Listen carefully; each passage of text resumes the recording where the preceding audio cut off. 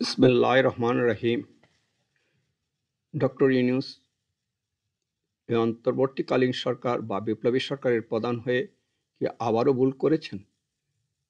সে সম্বন্ধে কিছু বলার জন্য আমাকে অনেকে অনুরোধ করেছে। সেই পরিপ্রেক্ষিতে আজকের এই বক্তব্য। এই বক্তব্যের মূল পর্বে যাওয়ার আগে আমি বিবিসির প্রতিবেদনে ডক্টর ইউনূসের কিছু বক্তব্য আপনাদের সুবিধার্থে শোনাচ্ছি দর্শক। পরবর্তীতে আমার বক্তব্য বুঝতে আপনাদের সুবিধা হবে। শুনুন প্লিজ। আপনার প্রতিষ্ঠানের বিরুদ্ধে শতাধিক মামলা রয়েছে এবং একটা মামলা আপনাকে কারাদণ্ডও দেওয়া হয়েছে। তো এই মামলাগুলো এখন কি অবস্থায় রয়েছে এবং আপনার কি কারাগারে যাওয়ার কোনো সম্ভাবনা আছে কিনা? এটা তো পরিষ্কার সম্ভাবনা আছে। একটা হলো লেবার কোর্টের কেস, যেটাতে আমাদের 6 মাস কারাদণ্ড অলরেডি দেওয়া হয়েছে এবং সেটা আমি বেইলে আছি, জামিনে আছি। আরেকটা হলো দুর্নীতি দমন কমিশনের আমাদের বিরুদ্ধে মামলা করেছে। ওইটাও অপরাধে আমরা জেলখানায় যেতে পারি। তারা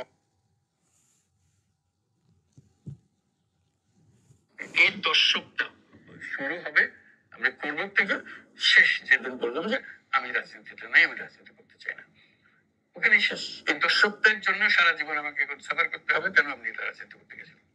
সেই সময় আপনি সাংবাদিকদের কাছে একটি মন্তব্য করেছিলেন, আমি আপনাকে উদ্ধৃত করছি কিছুটা, যে রাজনীতিতে জড়িত হওয়া মানে বিতর্কিত হওয়া, তা সত্ত্বেও রাজনীতিতে আসা নতুন রাজনৈতিক পরিমণ্ডল রচনায় সহায়ক হলে এই ঝুঁকি নিতে আমি রাজি। এই প্রথম দিকে কথা, সেই ঝুঁকি আপনি নিয়েছিলাম, সেটাকে বলছিল, এটা বলছিল যেটা আমি উপযুক্ত নাই কাজের জন্য। তারপরে ওই যে বললাম এই জিনিস আমি জানি না, এই রাজনীতি কিভাবে করতে হয়। আমি দেখলাম যে এই রাজনীতির মানুষ আমি না। ভুল যদি করে থাকি সংশোধনও করে দিয়েছে। সম্মানিত দর্শকবৃন্দ, আপনারা শুনলেন, তিনি বললেন যে তিনি ভুল করেছেন, তিনি রাজনীতির মানুষ না, তিনি রাজনীতি জানেন না এবং রাজনীতি বোঝেন না। তাহলে তিনি এই অন্তর্বর্তীকালীন সরকারের দায়িত্ব ঝুঁকিপূর্ণ এবং খুবই গুরুত্বপূর্ণ কাজটা বা দায়িত্বটা তিনি নিলেন, এটা কি রাজনীতির আওতায় পড়ে না? নিশ্চয়ই এটা রাজনীতির আওতায় পড়ে। ইভেন এটা স্বাভাবিকভাবে যে একজন রাষ্ট্রপ্রধান রাষ্ট্র চালান, তার থেকে এটা অতি গুরুত্বপূর্ণ, অতি ডাইনামিক, অতি ঝুঁকিপূর্ণ। তবু তিনি এই কাজ কেন, এই দায়িত্ব নিলেন? তিনি বুঝেছেন যে তার রাজনীতির মানুষ না, রাজনীতি বোঝেন না, রাজনীতি নেওয়া ভুল হয়েছিল। এটা তার তিনি যে এই পজিশনে বা এই দায়িত্বে নিয়েছেন, তার সপক্ষে কিছু পয়েন্টও আছে। তার ভিতরে যেন তিনি যে পৃথিবীর পরাক্রমশালী দেশ ইউএসের পরম এবং চরম বন্ধু, তার প্রমাণ হলো যে এই জাতিসংঘের সাধারণ পরিষদে US president Joe Biden doctor ইউনূসের সাথে বাইল্যাটারাল একটা মিটিং করেছেন। সেই মিটিং বা সভা একটা বিরল। সাধারণত এই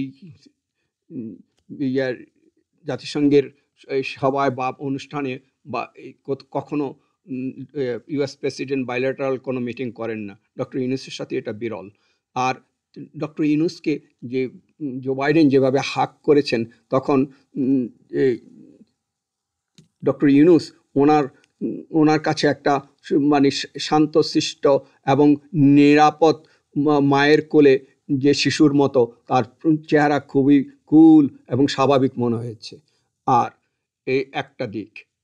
দ্বিতীয় দিক হলো, তিনি শুধু ইউএসেরই সাথে ভালো সম্পর্ক না, পৃথিবীর অন্যান্য বহু দেশের রাষ্ট্রপ্রধান, বহু দেশের গুণীজ্ঞানী লোক সাথে ওনার কানেকশন আছে। তার সেই প্রমাণ হলো যে তিনি ইউনাইটেড আরব আমিরাতে যে আমাদের 50 থেকে 55 জন লোক কারাবন্দী ছিল, তিনি ওই রাষ্ট্রপ্রধানের সাথে কথা বলে সবাইকে মুক্ত করে নিয়ে আসছেন। এটা অত্যন্ত বিরল কাজ। সাধারণত ইউনাইটেড আরব আমিরাতে যাদের জেল জরিমানা হয়, সেটা সম্পূর্ণ ভোগ না করা পর্যন্ত কাউকে সাধারণত মুক্তি দেওয়া হয় না। তিনি সেটা করিয়ে এনেছেন, তাদের মুক্তির পথ সুগম করেছেন। এটা শুধু ওনার রাষ্ট্রের উপরে ওনার একটা বিশেষ ব্যক্তিত্ব, বিশেষ সম্মান, বিশেষ মর্যাদা আছে। সেই অবস্থানটাকে কাজে লাগিয়ে তিনি সেই দুর্লভ কাজটাকে সমাধান করেছেন। তার তৃতীয়ত, তিনি দেখেন যে পৃথিবীতে 7 জন লোক বিরল অ্যাওয়ার্ডে সম্মানিত হয়েছেন। তার যেমন নোবেল পুরস্কার তিনি নোবেল পুরস্কার পেয়েছেন।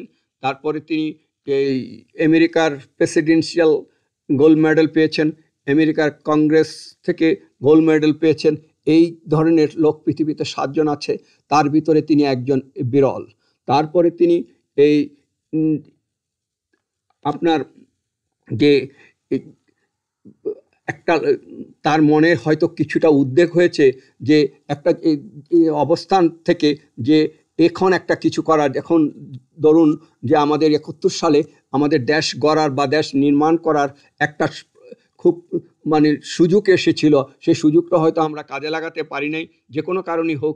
এখন সেই সুযোগ এই 24 সালের অগাস্ট 2024 সালের অগাস্ট মাসে সেটা নতুন করে আবার হাতে ধরা দিয়েছে। সেই অধরাকে ধরার মানে সাফল্যে নেওয়ার জন্য ডক্টর ইউনূস হয়তো সে নিজেকে উপযুক্ত মানুষ মনে করেছেন পজিটিভ সেন্সে, এবং তিনি সেটা তার এই আন্তর্জাতিক পরিচিতি, দেশের মানুষের তার প্রতি ভালোবাসা, এই পরিপ্রেক্ষিতে তিনি সেই সুযোগটা নিয়ে দেশকে বিনির্মাণ করার জন্য সেই সুযোগ নিতে চেয়েছেন। আর তিনি আরেকটা জিনিস হলো তার আমরা হয়তো অনেকেই বলে থাকেন তিনি যে এই প্রতিবেদনে তিনি বক্তব্য রেখেছেন যে বলেছেন যে ওনার 100টি ঊর্ধ্বে এই মামলা আছে, তার ভিতরে দুটাতে তিনি ভিকটিম, এবং তিনি ওখানে বলেছেন যে তিনি এটার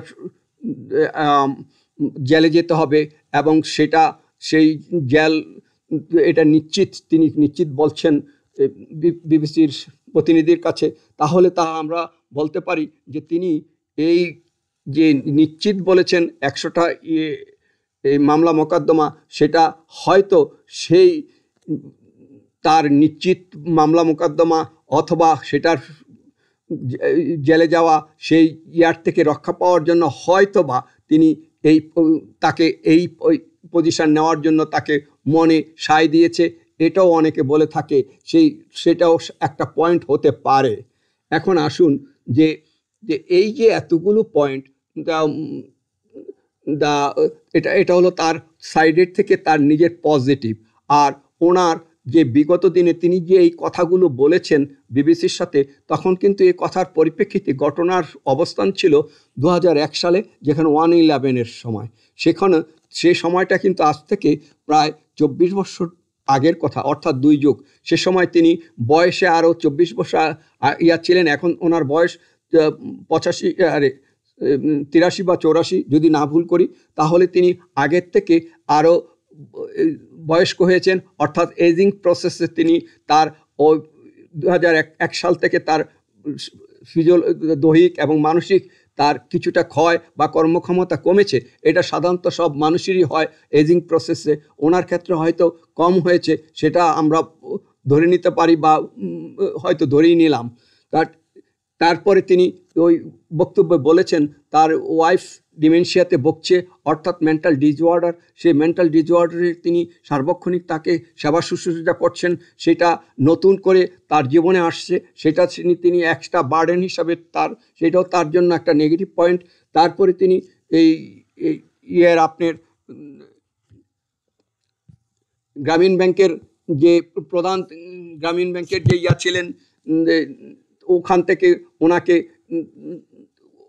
সরিয়ে দেওয়া হয়েছে, অর্থাৎ জোরপূর্বক। তিনি সেটার জন্য অনেকবার বলেছেন, মামলা মোকদ্দমায় জড়িয়েছেন, ঠিক সেখান থেকেও তার মনে একটা নেগেটিভ ইম্প্যাক্ট পড়েছে, প্রেশার পড়েছে, যে তার নিজের সন্তানের মতো যেই প্রতিষ্ঠানকে সৃষ্টি করেছেন, যার থেকে তিনি নোবেল পুরস্কারে পুরস্কৃত হয়েছেন, জগৎ বিখ্যাত হয়েছেন, সেটার থেকে তাকে বিতাড়িত করা হয়েছে। এতে তিনি মনক্ষুণ্ণ হয়েছেন। এটা একটা তার নেগেটিভ, তার মনে স্ট্রেস পড়ার কারণ হতে পারে। তারপরে তিনি বলছেন তিনি মামলায় 100টা মামলায় জড়িত, এবং মামলায় তিনি জেলে যাবেন নিশ্চিত, এটাও তার জড়িত। তারপরে ওনার ওই বক্তব্যে বলেছেন তার মেয়ে এবং তার আত্মীয় স্বজন সবসময় আতঙ্কে ছিল যে কখন তাকে নিয়ে জেলে ঢুকায়, এবং তার মেয়ে আব্বু সকালে উঠে অথবা আত্মীয় স্বজনরা সকালে উঠি জিজ্ঞাসা করেন কি আব্বুকে অথবা ওনাকে কি নিয়ে গেছে কিনা, এই আতঙ্কে থাকতেন। তাই এই সব কিছুই কিন্তু ওনার নেগেটিভ। ধরুন এই যে এই নেগেটিভ থাকা সত্ত্বেও তিনি আর পজিটিভ দিকগুলো কিন্তু ওনার আগেই ছিল, তারপরে এই নেগেটিভগুলো উইথ দ্য টাইম যেন এজিং এই সমস্তগুলো এসেছে, তারপরে তিনি সিদ্ধান্ত নিলেন কেন এই ঝুঁকিপূর্ণ কাজ, যেটাও তিনি বললেন যে তিনি উপযুক্ত না, তিনি জানেন না। তাই তার কারণ একটা আরও অ্যাড হতে পারে, সেটার কারণ হলো দেখুন শেখ হাসিনা ওনাকে এই কাজে আসার জন্য একটু তাকে আরও অগ্রসর করেছে, আরও স্টিমুলেট করেছে, আরও উদ্দীপিত করেছে। কিভাবে? যে সেই শেখ হাসিনা তিনি এই বক্তব্যে বলেছেন যে শেখ হাসিনা নাকি তার নাম ধরে ডাকেন না, তার নাম নেন না, তাকে বলছেন সুৎখোর বা রক্তচোষা, বা তাকে ওনাকে বলেছেন যে তিনি ব্রিজের থেকে ফেলে অথবা সেতুর থেকে ফেলে তাকে চুবিয়ে মারবেন। তা এই নানান কারণে তার মনে প্রচণ্ড দুঃখ, প্রচণ্ড ক্ষোভ, তাকে অবহেলা, অনীহা, এবং তিনি বিশ্ববরেণ্য, দেশের কাছে সম্মানিত, অথচ শেখ হাসিনা তাকে বিন্দুমাত্র সম্মান দেখে নিয়ে অবহেলা, আরও তাকে তুচ্ছ তাচ্ছিল্য করেছেন। এইটাও তাকে এই একটা উদ্দীপিত করেছে। এবার যে একজন মানুষের দুটো দিক আছে, যে একটা হিউম্যান বিইংয়ের একটা পজিটিভ সাইড, যে সাইডটা হলো যে মানুষকে সুকুমার ভিত্তিতে তাকে ভালো কাজ, আনন্দ বা যে কাজে মানুষকে উপকৃত, সমাজের, নিজের এবং আশেপাশে পরিবারের এবং ভালো কাজ, সুখী সমৃদ্ধ এই কাজে তার সেইটা একটা মনোনয়ন, সুখকর মনোনয়ন, একটা টুয়ার্ডস পজিটিভ মানুষের মন। আরেকটা হলো মানুষের মনের ভিতরে হিংসা, ক্রোধ, প্রতিশোধ, ঘেন্না একটা সাইড থাকে। সেই সাইডটা সাধারণত ভালো মানুষগুলো সেটার অবদীপিত করে, তার সুকুমার বৃত্তিটাকে উদ্দীপিত করে ভালো কাজে তিনি মনোনিবেশনা হন, এবং সে কাজটাই কিন্তু ডক্টর ইউনূস করেছেন সারা জীবন। কিন্তু এই শেষ বয়সে এসে হাসিনা ওনার মনের ভিতরে অবহেলা, তাচ্ছিল্য এবং নেগেটিভ কতগুলি ইনপুট দিয়ে তার মনে যে একটা ঘৃণা, জেদ, হিংসা, ক্রোধ, সেই সাইডটাকে উদ্দীপিত করে দিয়েছেন। সেই সাইডটাকে ভেরি ইন্টারেস্টিং, সেই সাইডটাকে উদ্দীপিত করে তাকে এই পথে আসার জন্য নিবৃত্ত করেন, বরং উৎসাহিত করেছেন। কী অর্থে উৎসাহিত করেছেন? যে ওটা যে আমি, দেখুন সে হয়তো চিন্তাও করতে পারতে পারে যে আমি ওই পজিশনে গেলে তা আমার এই যত কানেকশান আছে সে কানেকশান থেকে আমি সেটাকে ম্যানেজ করতে পারবো, তারপরে আমার যতগুলো মামলা আমি জেলে যাওয়ার থেকে বিরত থাকতে পারবো, ইত্যাদি ইত্যাদি। তাকে ফলে তার যে পজিটিভ যে পয়েন্টগুলো আছে, এই যে ব্রেনের যে নেগেটিভ, হাসিনা তাকে উদ্দীপিত করে, তাকে স্টিমুলেট করে, তাকে ক্রোধ, হিংসা, জেদ এই পয়েন্টটাকে তাকে উদ্দীপিত করার ফলে তাকে এই পজিশনে আসার জন্য দুইটাই পজিটিভ তার সাইনার্জিস্টিক কাজ করেছে। দুটাই এটাকে এই পজিশন হলে তার এই জেলে যাওয়ার থেকে বিরত থাকা যাবে, আবার হাসিনাকে ইনডাইরেক্টলি একটা লেসন দেওয়া যাবে। এইটা হয়তো আর অন্যান্য এবং এই পজিশনে থেকে বিশ্ববরেণ্য লোকের সাথে তার যেহেতু কানেকশন আছে সেটাকে তিনি ম্যানেজ করতে পারবেন। এগুলাতে তাকে হেল্প করেছে। তা এইটা হলো এক সাইড। তা এখন এটা সাইকোলজিক্যাল দিকের ক্ষেত্রে মনে হয় যেন তার যে দুইটা পয়েন্ট তাকে সাইনার্জিস্টিক, অর্থাৎ পজিটিভ লাইনে নিয়ে তাকে এই পজিশনে আসার জন্য। যদিও সে পূর্বে বলেছেন আমি রাজনীতি জানি না, আমি রাজনীতির মানুষ না, আমার দ্বারা রাজনীতি করা ঠিক হবে না, আমি রাজনীতি করা যাওয়া ভুল ছিল, তিনি সেটা এখন সেটার থেকে হয়েছে আবার আসছেন। সে অর্থেই বলছি তিনি সেই ক্ষেত্রে কি তিনি সঠিকভাবে কাজ করছেন কিনা, না আবারও ভুল করছেন। এখন আমার জনগণের যাচাই থেকে বা তাদের মেজারমেন্ট থেকে, তাদের পরিসংখ্যান থেকে, তাদের মনোভাব থেকে আমরা বুঝতে পারি একটা জিনিস। দেখুন যে উনি যখন প্রথম এই রাষ্ট্রপ্রধানের তত্ত্বাবধায়ক প্রধান সরকারের প্রধান উপদেষ্টা হিসেবে নিযুক্ত হন বা দায়িত্বভার নেন, তখন এই বাংলাদেশের মানুষের যে প্রায় সিংহ বা অনলাইন জরিপে দেখা গেছে যে 70 থেকে 80% লোক ওনাকে একজন অ্যাপ্রোপ্রিয়েট, জ্ঞানী এবং তিনি সঠিক পার্সন হিসাবে তিনি সেই চিহ্নিত করা হয়েছে, সেই দিকে সাপোর্ট দিয়েছে। আর আজকে কিছুদিন আগে অনলাইন জরিপে দেখা গেল যে তিনি এই প্রায় 1-1.5 মাস পরই ওনার, বা 2 মাসও হয়নি, আর পুরোটা সম্ভবত 2 মাস হয়নি, 2 মাস হতে যাচ্ছে, সেই ওনার যে পরিসংখ্যানে দেখা যায় উনি 20 থেকে 30% ওনাকে সর্বক্ষেত্রে পছন্দ করেন, আর বাকি 70% তেমন একটা না। তাহলে তার এই যে ডিক্লাইন সাপোর্টের, এটা একটা বিরাট। তার কারণ কি দেখুন, ইনি যে ঝুঁকিপূর্ণ কাজের, যে দায়িত্বপূর্ণ কাজের, যেরকম রোবাস্টিক বিনির্মাণ করার দেশের কাজের যে একটা ভঙ্গুর অবস্থান থেকে সমস্ত কিছু যে অন্যায় অবিচারের পথে ছিল সেটাকে রিসাপলিং করে তার পুনঃপ্রতিষ্ঠা করা, সেই কাজে তিনি যেভাবে মনোনিবেশ করার কথা, যে দ্রুত গতিতে যে স্কেলে করা দরকার, সেই মাত্রায় করছেন না। অনেকেই বাংলার মানুষ মনে করে সে অর্থেই অনলাইন জরিপ ডাউনের দিকে যাচ্ছে। আপনি দেখুন উনি যে ওনার প্রথম যিনি যে স্বরাষ্ট্র যে উপদেষ্টা করলেন, নিযুক্ত করলেন ব্রিগেডিয়ার জেনারেল সাখাওয়াত হোসেন, উনি কিন্তু তা কয়েকদিন পরই ওনার মন্তব্য, ওনার ইনঅ্যাপ্রোপ্রিয়েট তার অ্যাক্টিভিটির জন্য ওনাকে সরিয়ে দিয়ে অন্য আসপেক্টে বা অন্য প্রজেক্টে দিয়েছেন, অন্য প্রতিষ্ঠানের আমাদের উপদেষ্টা বানিয়েছেন। তাহলে লক্ষ্য করতে হবে তিনি যেহেতু ওনাকে ছড়িয়ে দিয়েছেন, তাহলে তার প্রথম নিযুক্তিটা, তার সেট আপটা ডক্টর ইউনূসের সঠিক ছিল না, এটাই তাই প্রমাণ করে। আরও দেখুন যে আমাদের এখন পত্রপত্রিকায় মানুষের মুখে আসছে যে এই বাণিজ্যিক শিল্প উপদেষ্টা, বাণিজ্যিক বা শিল্প উপদেষ্টা যে সালেহ আহমেদ, উনি সঠিক কাজ করছেন না, এবং অনেক বিপরীত দেখা যাচ্ছে। তারপরে দেখেন যে স্বাস্থ্য এই উপদেষ্টা যাকে বানিয়েছে, যে সেই অনেকেই বলেন যে স্বাস্থ্য উপদেষ্টা যদি বাংলাদেশের স্বাস্থ্যকে পুনর্গঠন করার জন্য যদি কোনো একটা আর্টিকেল অথবা একটা অ্যাসাইনমেন্ট দেওয়া হয় ওনাকে, তাহলে তিনি 2 পৃষ্ঠা সঠিকভাবে লিখতে পারবেন না, কারণ তার স্বাস্থ্যের সম্বন্ধে তার কোনো অভিজ্ঞতা নেই। উনি অন্য জায়গায় পণ্ডিত হতে পারেন, কিন্তু এই জায়গায় তো কিছু জানেন না। তা সুতরাং এই ইনঅ্যাপ্রোপ্রিয়েট পারসনকে এইরকম একটা গুরুত্বপূর্ণ জায়গায় বসানো, এটাও কিন্তু সঠিক সিদ্ধান্তের ফল না। তারপরে আসেন যে এই পত্রপত্রিকার থেকে আপনারা জানতে পেরেছেন বা আমরা জেনেছি যে পিজি অথবা এই আমাদের মেডিকেল বিশ্ববিদ্যালয়, সেখানে যে এই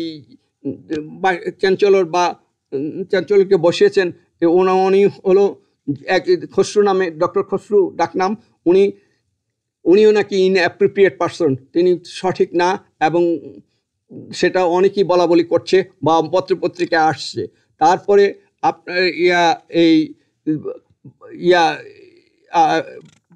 বাংলা একাডেমি না শিল্পকলা একাডেমি, এই যে সভাপতি অথবা বাসসের যে বাংলাদেশ সংবাদ সংস্থার যে সভাপতি নিযুক্ত করেছেন, তিনিও অ্যাপ্রোপ্রিয়েট না, ওনারাও অ্যাপ্রোপ্রিয়েট না। তাহলে এই অবস্থায় যে একটা রাষ্ট্র পরিচালনা করার জন্য যাদেরকে নিযুক্ত করা হয়েছে, তাদেরকে যদি মানুষটা সঠিক পজিশনে না দেওয়া হয়, তাহলে তো সেই বিনির্মাণে কাজ করা সম্ভব হবে না। তারপরেও আমি মনে করি যে, এবং আমার ব্যক্তিগত, ডক্টর ইউনূস হলেন অ্যাপ্রোপ্রিয়েট পারসন, এবং তিনি যেন এই কাজ সঠিক করার জন্য ওনার যে জ্ঞান, গরিমা এবং পৃথিবীর বিভিন্ন রাষ্ট্রবর্গের প্রধানদের সাথে কানেকশন, সেটাকে কাজে লাগিয়ে যেন সঠিক মাত্রায় এই দেশের, এই আমাদের বাংলাদেশের এই যে ভঙ্গুর অবস্থা, সেটার জন্য একটা ভবিষ্যতের বিনির্মাণের করে বা পথ করে, বা ভবিষ্যতে এটা সঠিক পথে পরিচালিত হবে, সেরকম একটা ফাউন্ডেশন, সেরকম একটা এই ধারা সৃষ্টি করে তিনি যেন দিয়ে যেতে পারেন, এবং তিনি পারবেন সে বলে আশা করি। কিন্তু ওনাকে সেক্ষেত্রে উনি যে বিগত দিনে যে কাজ করেছেন, তিনি সেই কাজ হলো তার একটা কুল পরিবেশে, একটা ফাউন্ডেশনের, একটা সোসাইটির একটা দিকের, এবং একটা মানুষকে, সেটা কোনো রোবাস্টিক কাজ না। কিন্তু এখন যে কাজগুলো নিয়েছেন, এখন যে দায়িত্ব নিয়েছেন, সেটা কিন্তু ওনার প্রচণ্ড ডায়নামিক, এবং সেটা ঝুঁকিপূর্ণ, এবং এত প্রতি সেকেন্ডে সেটার কাজের আর ডিসিশনের ভুল হলে মারাত্মক ক্ষতিগ্রস্ত হয়ে যাবে দেশ, এবং তিনি যেই জন্য বসেছেন সেই সুফলও বয়ে আনবে না। সুতরাং আমরা এই কাজটা যে মাত্রায় করা দরকার সেই মাত্রায় যদি না চলে, শুধু চললেই হলে হবে না। যে ডক্টর ইউনূস নোবেল পুরস্কার পেয়েছেন, সে আত্মতৃপ্তি ওনাকে এবং পৃথিবীর অনেক বরেণ্য স্বর্ণ লোকের সাথে, রাষ্ট্রের সাথে তার কানেকশন, সে আত্মতৃপ্তি, এবং বাংলাদেশের এবং এই একটা অন্তর্বর্তীকালীন সরকার প্রধান উপদেষ্টা হয়েছেন, এবং উনি তার ইয়ার থেকে এই 100-র ঊর্ধ্বে এই তার মামলা মোকদ্দমা থেকে মাপ পেয়ে জেলে যাওয়ার থেকে বিরত থাকার জন্য সেই পথ করে নিয়েছেন বা করেছেন, এটা লোকে বলে। সেটা কিন্তু আত্মতৃপ্তিতে কোনো কাজে আসবে না। সেটা একটা বাংলার জন্য যে বাংলার 18 কোটি লোক ওনাকে যে আশায়, যেই ধ্যান ধারণায়, যে গর্বে, যে জ্ঞানের মানে তার উৎকর্ষের জন্য এখানে বসেছেন, সেই জ্ঞান, সেই কানেকশান, সেই কর্মদক্ষতা এখানে আমাদেরকে উনি সেটাকে সাফল্য কাজের পরিচয় দিয়ে সাফল্যমণ্ডিত করে আমাদের দেশকে রক্ষা করবেন, এবং ভবিষ্যতে সেইটা যেন প্ল্যাটফর্ম, একটা সুন্দর প্ল্যাটফর্ম করে দিয়ে যেতে পারেন, সেই দোয়া করছি, এবং তিনি পারবেন বলে আশা করি। তবে তো ওনাকে বিশেষভাবে নড়েচড়ে বসতে হবে এই কাজগুলো করার জন্য। আমরা এই সব তিনি যেন করতে পারেন আল্লাহর কাছে দোয়া করছি, এবং আল্লাহ যেন ওনার উপর এবং বাংলাদেশের মানুষের উপরে সহায় হন। আমিন।